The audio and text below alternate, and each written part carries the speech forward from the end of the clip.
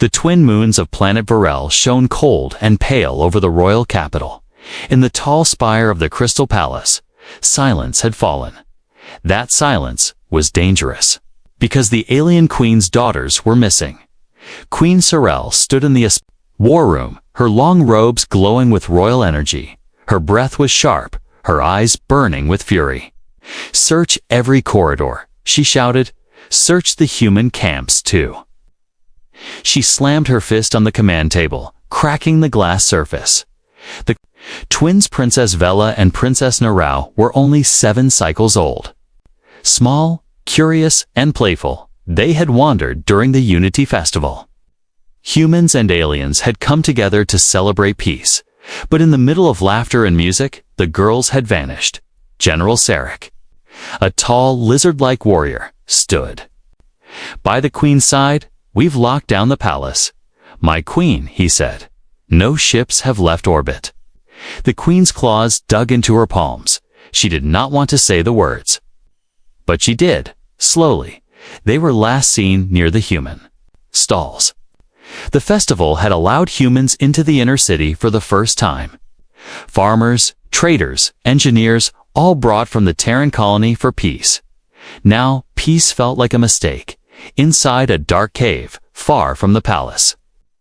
A fire crackled softly. A human man, his jacket torn and boots worn down, sat near the flame, beside him, wrapped in thick blankets.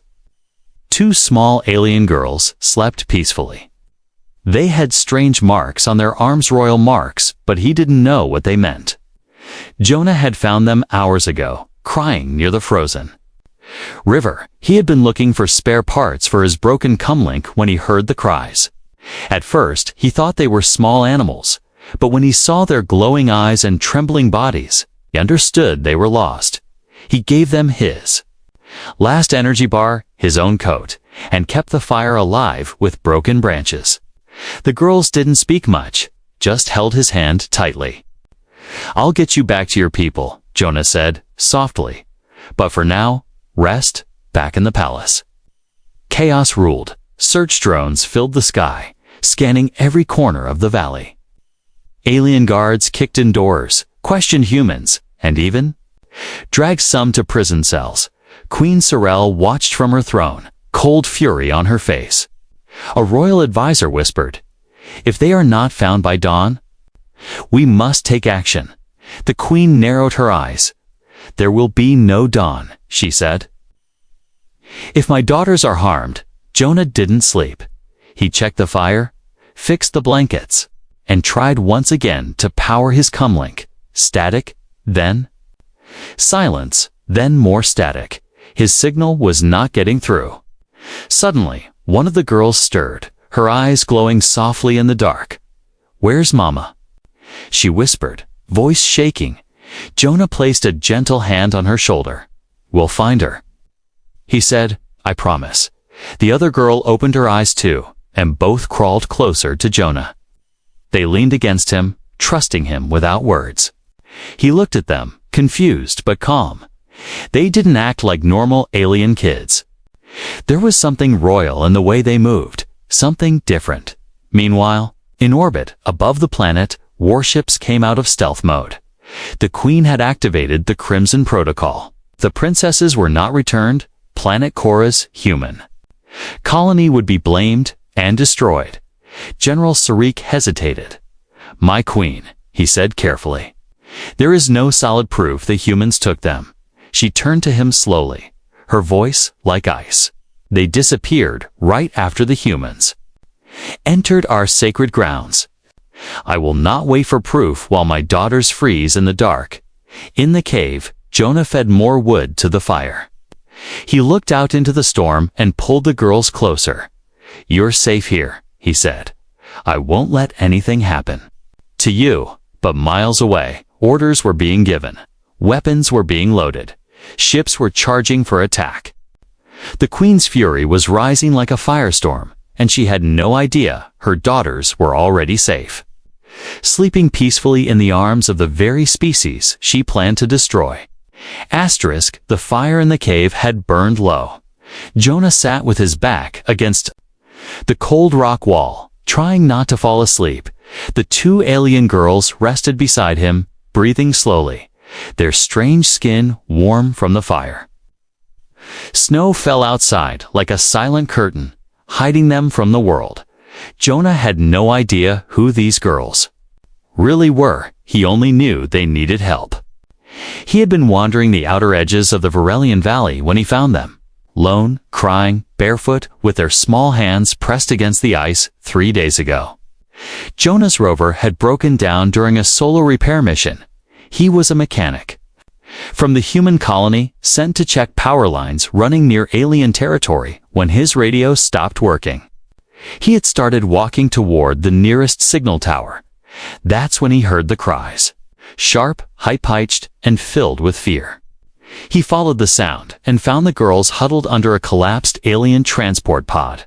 It looked like they'd been there for hours, maybe more. At first, they tried to run from him, but when he held up his hands and said, "It's okay, I won't hurt you," they stopped and stared at him, shivering. One of them whispered something in a language Jonah didn't understand. He didn't speak much Varelian. Just a few emergency words, but the way they looked at him, lost, scared, desperate, it didn't need translation.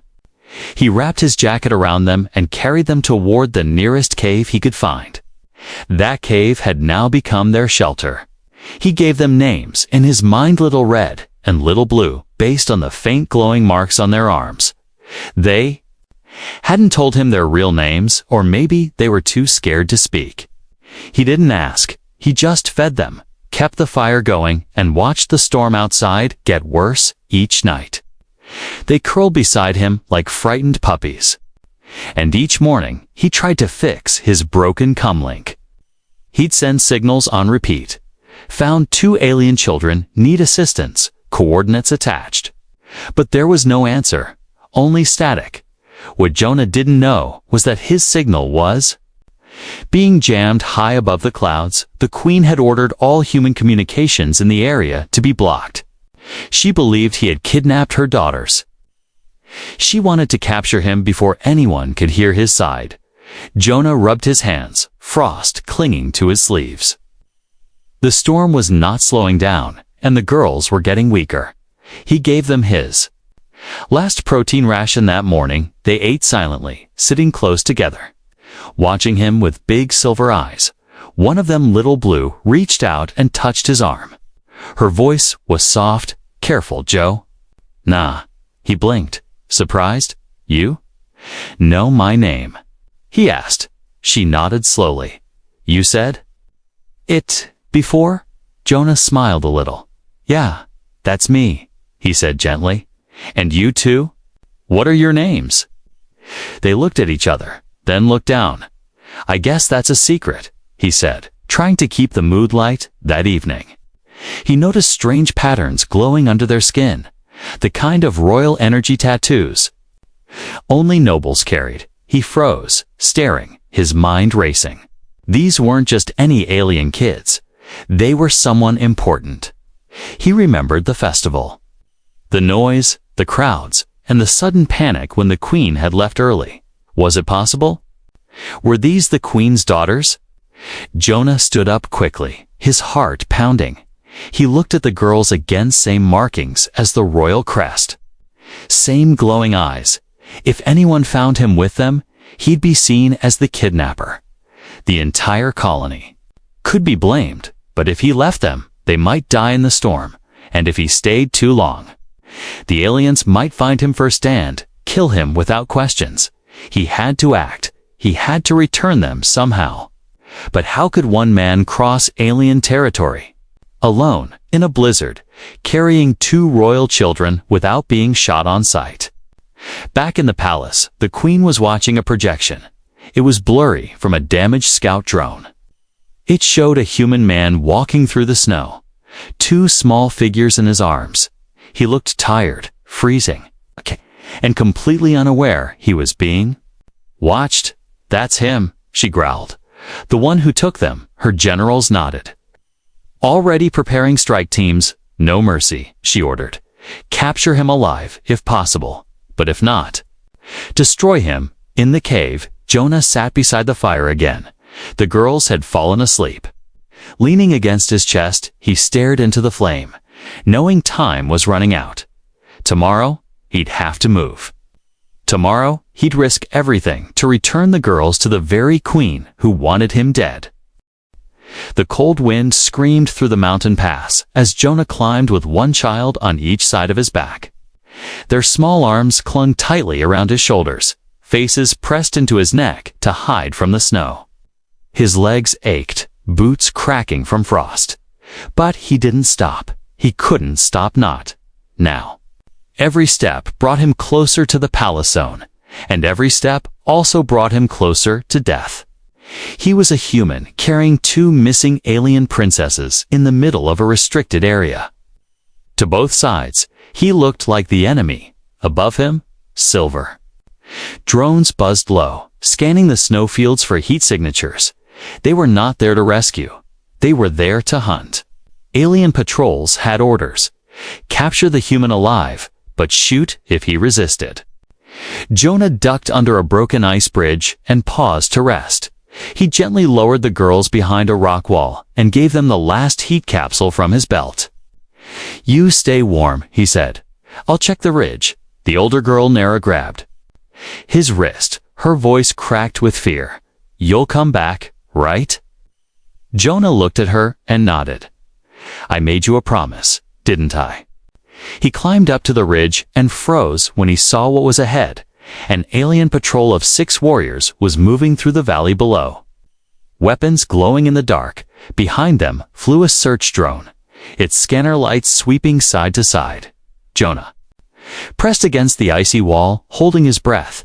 His comlink was still dead, and the storm was weakening his vision. He had no idea how close the human colony was from here, and worse, he had no idea if they'd help him or hand him over to avoid war. Back at the palace, Queen Sorel stood before her war table. The image of the human carrying her daughters had played again and again. Her rage had quieted, replaced now by something colder doubt. He wasn't running like a kidnapper. He was shielding them from the storm, cradling them like they were his own. "Why hasn't he contacted us?" the queen asked. General Sarik bowed his head. "We're jamming all communication signals in the region, Your Majesty." Her eyes narrowed. "Then remove the interference," she commanded. "I want to know what he says when he thinks."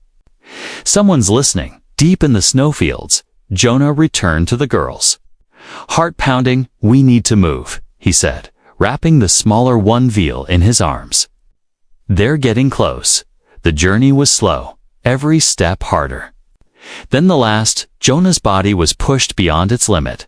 His fingers were numb, his skin bruised by the cold, but he didn't stop. Because behind him were 2 lives too precious to lose. Night fell, and the world turned quiet.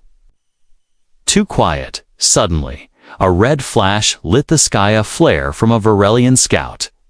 They had found him. Jonah turned fast, hiding the girls behind a snowbank. He drew his small emergency flare gun, not a weapon, but it would have to do. Footsteps crunched in the snow nearby. Alien voices speaking quickly in their native tongue. Jonah raised the flare gun, his hands shaking. "I don't want to fight," he shouted. "I just want to bring them home." But the patrol didn't care. To them, he was a human with royal blood in his arms. They raised their rifles, glowing with warning lights, and then everything stopped. A voice echoed through their comms. "Hold your fire," the queen's voice said, calm but sharp. "Do not harm the girls." The patrol paused, confused. Jonah stepped forward slowly. Placing the flare gun on the ground, he held his arms out wide. "They're safe," he said. "I didn't take them. I found them." One of the soldiers walked forward, scanning the children, confirming their identity. Another took Jonah by the arms, binding his wrists with cold cuffs. The girls cried out, clinging to him. "No!" Nara shouted, "Don't take him. He helped us." Vila screamed, back on the palace ship. The queen heard their cries through the live feed. Her sharp breath caught in her throat. She had expected fear, maybe confusion, but what she heard was love. Her daughters were weeping for a human stranger. "Bring them all," she said quietly, unharmed, as the patrol ship lifted into the air. Jonah sat beside the girls in silence. They held his arms tightly, refusing to let go. For the first time in 3 days, Jonah felt warm, but not because of the heat, because somewhere, deep inside, the alien queen had started to doubt her fury, and tomorrow he would finally stand before her, with nothing to offer but the truth, and 2 little girls who called him Uncle Joe. Asterisk, the air inside the royal warship was cold and silent. Queen Sorrel sat on her throne made of crystal stone and silver light. Her daughters had been found, but her heart was still storming. She couldn't erase the image of them clinging to a human's arms. "He carried them like they were his own," said a royal guard quietly. The queen didn't answer. She was watching. The live feed again, Jonah in the snow, covering the girls with his coat. His face pale, his body shaking, but never letting go of them. General Sarik entered the chamber, bowing low. "My queen. The human has been captured. He's being brought to the lower wing, alive." She asked, "Yes, and unharmed, as you commanded." She stood up, her robes dragging behind her like the tail of a comet. "Prepare the interrogation room," she said. "I want to hear his lies myself." Jonah was dragged into a metal room, filled with dim blue light. His hands were still bound, and his face was scratched from the storm. 2 guards stood on each side, silent and watchful. But he wasn't afraid. He was only thinking about the girls. Were they warm? Were they scared? Did they understand why he was taken away? The doors hissed open, and the queen entered like a shadow made of stars. Jonah had never seen her up close before. Her eyes glowed with ancient power. Her voice was sharp like ice. "You," she said, "speak." He raised his head. "My name is Jonah. I'm a mechanic from the Terran colony. I found your daughters near a crashed pod 3 days ago. They were alone. I tried to contact help. I couldn't get through, so I did the only thing I could. I kept them safe." The queen didn't move. Her long fingers tapped against her chair's armrest. "Why didn't you bring them back immediately?" Jonah looked up, tired but firm. "There was a blizzard, and I didn't know who they were. I just knew they were children." "Royal children," she said sharply. "Daughters of a queen." Jonah nodded slowly. "I see that now. But to me, they were just 2 scared little girls with no shoes and frozen feet." For a long moment, there was silence. Then she leaned forward. "And what did you want in return? Money? Protection? Glory?" Jonah laughed once, bitterly. "I wanted to survive," he said. "That's all. And to make sure they did too." The queen stood and walked around him slowly. "You fed them," she said. "You burned your jacket to keep them warm. You gave them your last food capsule. How do you know that?" he asked. She gestured to the screen behind him, silent footage from a hidden drone. Every moment had been recorded. Every word, every touch, every sacrifice. Jonah stayed quiet. Unsure what she would do next, the queen stopped in front of him and stared. Her voice changed, soft but dangerous. "My daughters. They cried for you. They called you Uncle Joe." He smiled, even through the pain. "I didn't ask for that," he said, "but I didn't stop it either. I think they just needed someone in another room." The twins watched the interrogation through a glass screen. They were wrapped in royal robes again, but their eyes were red from crying. "Why are they being mean to Uncle Joe?" Nara asked. "Is Mama mad at him?" Princess Vela touched the screen with her hand. "We have to help him," she said. "He's our friend." Just then, the queen's voice came through the speaker. "You will be held here until I decide your fate." Jonah didn't flinch. "Then decide," he said. "But don't blame me for saving your daughters." At that moment, the doors to the room burst open. Both princesses ran in, crying out, "Stop!" Nara shouted, "Don't hurt him." Vila cried, wrapping her arms around Jonah's waist. The guard stepped forward, alarmed, but the queen raised her hand. Everyone froze. The queen looked down at her daughters. They weren't afraid. They were defending him, choosing him. Why? "Do you care for him?" Ashe asked. Nara looked up, her voice trembling, "Because he never let us cry alone, and he gave me warm food," Vila added, "even when he had none." The queen's chest ached with emotions she hadn't felt in years: confusion, gratitude, shame, and something else, respect. She turned to Jonah again, her voice quieter now. "You risked everything," she said. "For children that were not yours," Jonah nodded. "That's what makes us human," he replied. The queen stepped back and looked at her daughters. Then, at the human they now trusted more than her royal guards, and for the first time, she didn't see an enemy. She saw a protector. Snow fell gently across the palace gardens as the queen stood at her high balcony. Below her, the city bustled with quiet confusion.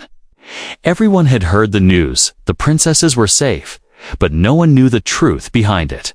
No one knew it was a human who had saved them. Inside the royal chamber, Jonah sat on a long stone bench, his hands still trembling. His body was clean now, his wounds treated. But he felt like a stranger in a golden cage. He had slept in caves, eaten scraps, and survived blizzards. Now he sat in a room lined with silk walls and floating candles. Nara and Vila ran to him the moment the guards opened the door. "Joe!" They shouted in joy, wrapping their arms around his waist. "You're okay," Vila whispered. "We were so scared," Nara added. Her eyes filled with worry. Jonah smiled, hugging them both tightly. "I'm all right now," he said. "But we've still got a long road ahead." Queen Sorel entered, her expression unreadable. The guards stood straighter as she passed, but she waved them away. She wanted this moment to be quiet. She needed to understand the man before her. Jonah stood and gave a respectful nod. He still didn't know if she trusted him, but something in her eyes had changed. They were no longer burning with rage. "My daughters tell me you protected them," she said slowly. "I have seen the proof. I also heard them cry when you were taken from them." Jonah glanced down at the twins, holding his hands. "I didn't ask for any of this," he said, "but I couldn't leave them." The queen sat across from him, her crown glinting in the soft light. "Then why did you bring them back here?" she asked. "You could have escaped, run to your colony, and blamed us for the crash." Jonah looked tired, but firm. "Because they're not mine," he said. "They belong here. And even if I die for crossing your lines, I wasn't going to let them freeze." The queen stared at him for a long moment. Then she stood and turned toward the large map on her wall. It showed every zone of her empire: rivers, mountains, borders, and threats. She placed her hand on the section marked Frozen Path. "That's where we found you," she said. "A trail known only to warriors and scouts. No human has ever crossed it alone." Jonah said nothing. He didn't do it for glory. He did it because he had no choice. The queen faced him again. "Do you know what that path is called among my people?" she asked. "It's called the Path of Tears, because only the desperate walk it." Jonah nodded, slowly understanding. "It fits," he whispered. "I was desperate." She stepped closer, her voice softer now. "My daughters were born during war," she said. "I have fought for peace, bled for treaties, and buried friends under banners of unity. But I have never trusted a human. And now?" Jonah asked carefully. She looked at her daughters, their arms still around Jonah's waist. They smiled at her, but didn't let go of him. "Now," she said, "I see what trust looks like." That night, Jonah was given a chamber near the royal quarters, not as a prisoner, but as a guest. The queen told her advisors to delay all political announcements. She wanted to decide for herself what came next, but not everyone agreed with her. In the shadows of the palace, whispers began to rise. Generals and noble families questioned the Queen's decision to honor a human is to insult the blood of our warriors, they said. Today, he protects the princesses. Tomorrow, he might use them. One advisor approached the Queen in private. My Queen, if he stays, some will rebel. She didn't look away from the stars outside her window. Then let them, she replied calmly. I faced war before, Jonah. Didn't sleep much that night. His dreams were full of snow, firelight, and the soft cries of frightened children. He woke up to soft hands shaking him gently. Nara and Vila were at his bedside, grinning wide. Come see Joe, Nara whispered. Mama said we can go to the sky garden. He followed them through the glowing halls, up tall glass staircases and past floating light orbs, until they reached a balcony so high it kissed the clouds. From there, Jonah saw the full view of Virel for the first time. A land of blue rivers, shining cities, and forests with glowing leaves, and far in the distance, the place he came from. The human colony nestled against the edge of the cliffs. Do you miss your home? Vela asked. Jonah smiled. I think. I found something better. The sun rose gently over the Varelian capital, turning the sky into gold and silver inside the palace.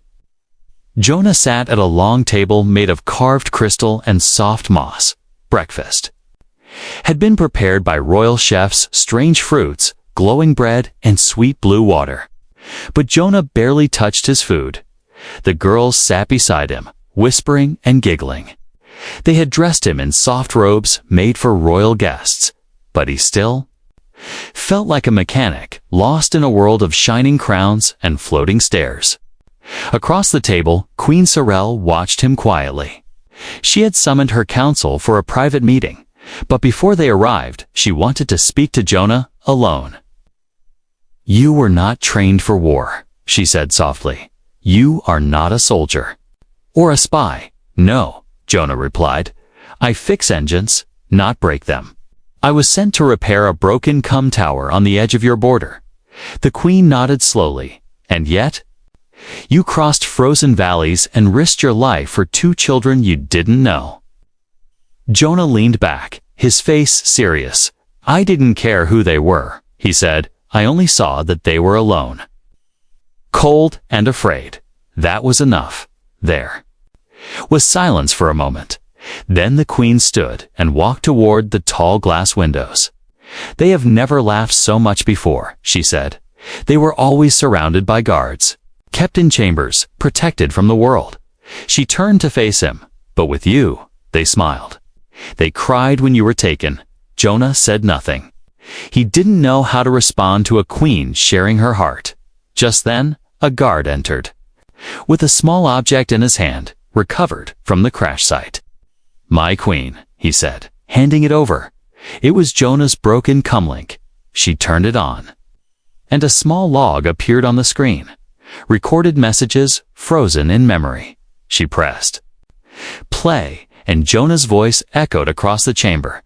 If anyone hears this, I found 2 Varelian children near the valley ridge. They're cold, scared, and I think one is injured.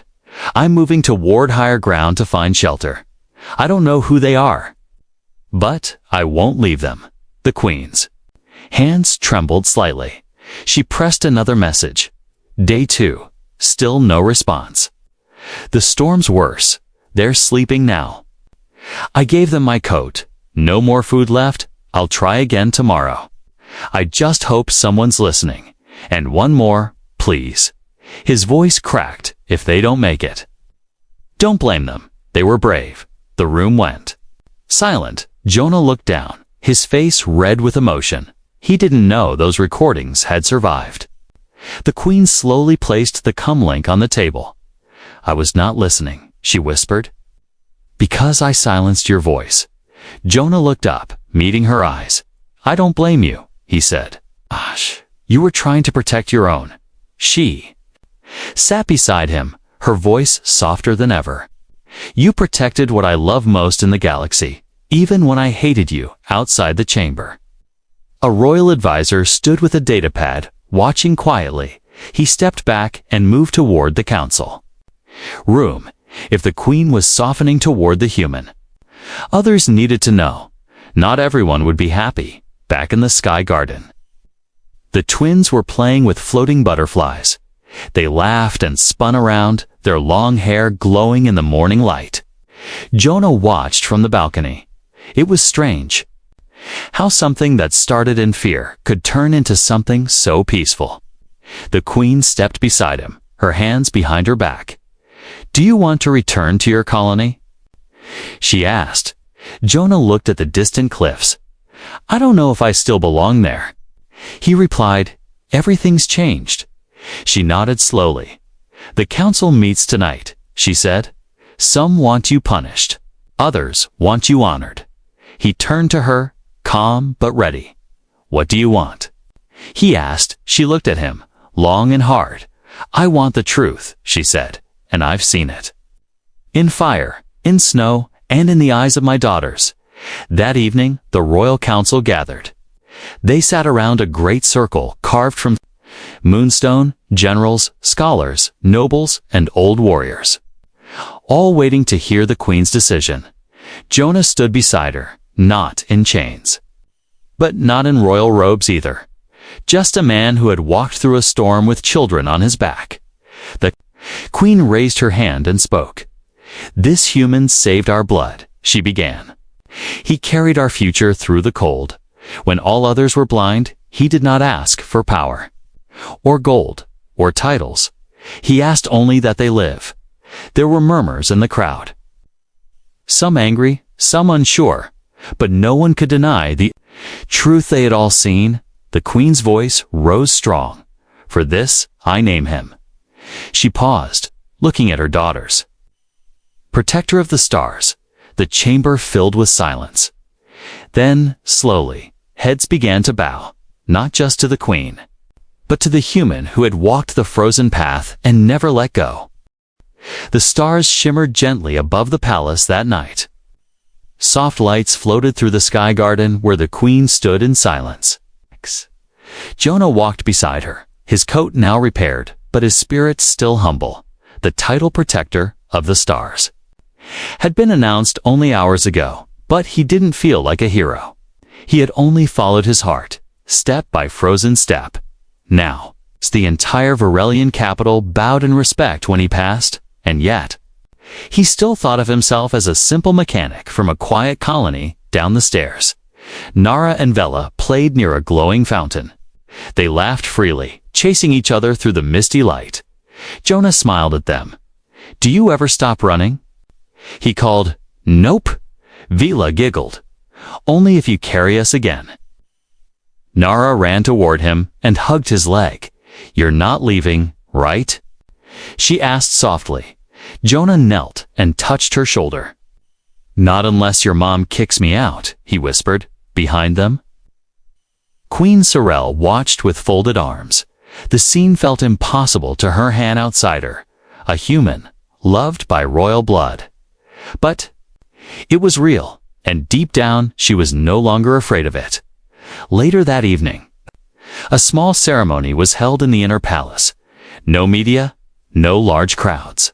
Only a circle of trusted council members and family. Jonah stood before the queen, the princesses beside him, wore a dark robe with silver trim, the royal symbol of peace stitched across the chest. Queen Sorel stepped forward with a small pendant in her hand. It glowed with ancient energy, passed down by generations of rulers. "Jonah of Terra," she said, "you risked your life for my daughters when you could have run. You earned no reward, but gave them everything." She placed the pendant around his neck. "With this, you are no longer just human." She said, "You are part of Varel." The chamber was silent. Even the guards bowed their heads. Jonah felt his chest tighten, not with pride, but with emotion. "I don't know what to say," he whispered. Queen Sorel gave a small smile. "Then say nothing," she replied, "and just be what you already are." That night, after the ceremony, Jonah stood on a tall balcony overlooking the city. Stars filled the sky, brighter than he had ever seen before. The cold breeze carried laughter from distant towers. The people had accepted him faster than he expected, 'cause the princesses had spoken for him. Footsteps echoed behind him. The queen stepped forward, holding 2 cups of warm fruit tea. "You look like someone who hasn't slept in days," she said, handing him a cup. Jonah took it with both hands, smiling. "I feel like someone who's lived 2 lifetimes in one." Weak, they stood in silence for a while. Then Queen Sorel said, "Peace is not something written in stone. It's a path walked one step at a time." Jonah nodded slowly. "I walked that path with your daughters," he said, "and they showed me a world I never imagined." She turned toward him. "You may leave whenever you choose," she said gently, "but if you stay, there will be those who whisper. Some will not forget that you are human." Jonah looked down at the pendant hanging from his neck. "Then let them whisper," he said. "I didn't save your daughters for approval.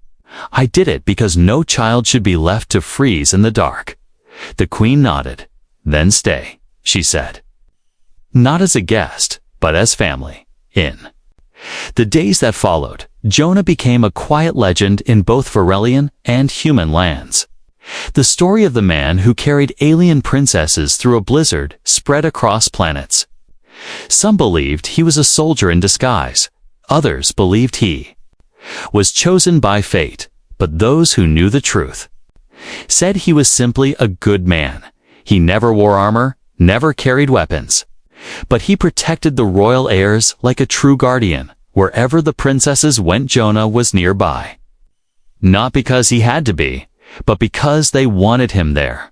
One afternoon, the queen found a drawing in Nara's room. It showed 3 figures, 2 little girls, and a man holding their hands. Above it, in shaky alien letters, were the words, "Joe is our star protector." The queen stood there for a long time, and then smiled quietly to herself. Maybe the galaxy didn't need more warriors. Maybe it just needed more hearts like his.